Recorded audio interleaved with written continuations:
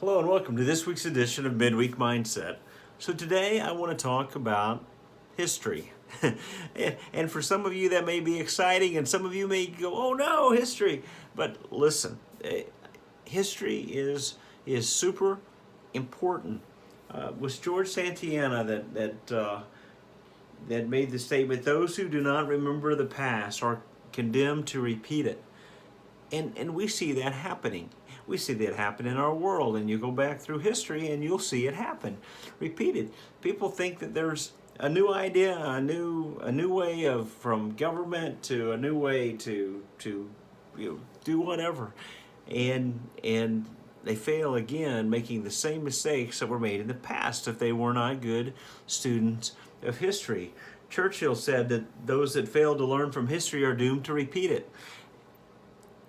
It's important that we know our history and not just our current, in the last few centuries worth of history and things like that, but that we know all of our history. Ecclesiastes says there's nothing new under the sun.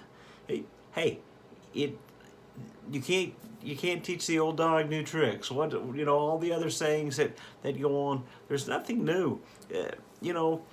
We've invented new things, and I'm recording on my iPhone and putting something out on the internet that can be seen from anywhere.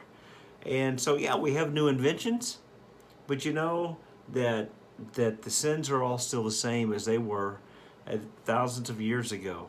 And greed and lust and adultery and murder, hate, and all these different sins are the same. We may invent different ways to do them, but they're all the same thing. It's history. Those are the sins of the world and the flesh and the devil. Those are the three categories of sin, and they've always been the three categories of sin. That where those temptations come from. So that's history. And you talk about our more modern history and think about great leaders: Washington, Thomas Jefferson, Abraham Lincoln, Teddy Roosevelt. These guys were all two things. They were all men of faith. They were also all great students of history. In that they understood the effects of history and what they learned from history. And so my challenge coming out of this today is that we go back in our Bibles and refresh ourselves with some history. And I want to start with some just pretty straightforward, simple things.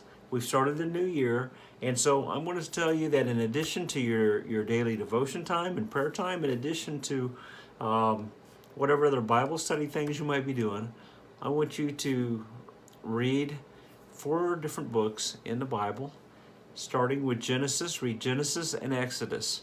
What a incredible, from creation through all of the events that happen through the time of Moses in that Genesis and Exodus period. And in that we see from Adam and Eve to Jacob, we see Joseph and Jacob and all the incredible things that happen in those stories. And then of course Moses up through those time. But we learned some history about how some things happen, and it's refreshed in our mind. We've seen the movies and of some of those things, and we've heard those stories as kids, and maybe you've read those books. But just a refresher in history. And so Genesis and Exodus gives us good background for the Old Testament and God calling His people, a father watching out for His children in that. And then I challenge you to move forward to the New Testament and read Mark's Gospel or Matthew, either one. Let's say Matthew. It's the first one there. Matthew. And then skip over, read through the book of Matthew, and then read the book of Acts. And that will give us the history from the birth of Christ through His ministry on this earth, and then the history from the time that Christ ascends into heaven through the early stages and growth of the church. And so those are some great reminders and background in history. And it's good to refresh our minds with those. And I'm not asking you to dive deep into study. If God touches your heart and you want to dive deep into those, dive deep into those. But just read them through. Read those things through just for the point of the story and following the narrative and being reminded of some of the great things that happened, and maybe learning something or helping to put in your mind in order how some of the things happened over that time.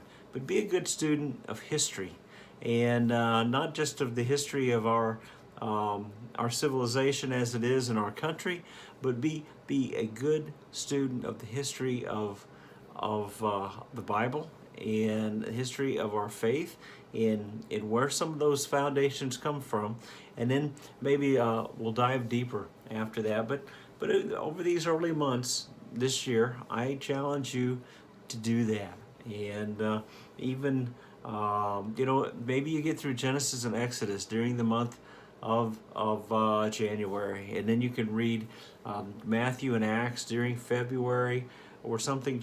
But get that start of that history, and just take that little bit of time when the sun goes down early. Right now, we're short on daylight. When you're setting this in the evenings, turn off the TV and read a few chapters. Just read them through, and be a good student of history. Thanks. Have a great day.